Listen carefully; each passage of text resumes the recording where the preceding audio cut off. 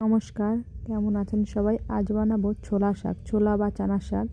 আর নিয়েছি এখানে কাতলা মাছ, কাতলা মাছের পেটি। আপনারা যে কোনো জ্যান্ত মাছ বা আমার মতো রুই কাতলা দিয়ে বানাতে পারেন। প্রথমে কড়াইটা গরম করে তেল দিয়ে নিলাম।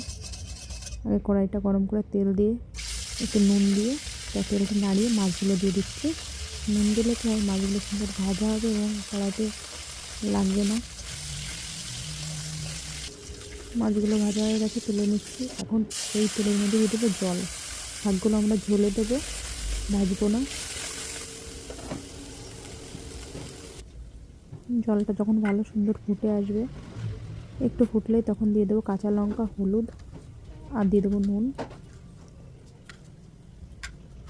আর জলটা যখন ভালো সুন্দর ফুটে যাবে একদম, তখন দিয়ে দেবো মাছ আর দিয়ে দেবো শাক। শাকটাও দিয়ে নিয়েছি, একটু জাল করে নিচ্ছি। একটু হলুদ কম হয়ে গেছে, যেন একটু হলুদ দিয়ে নিলাম।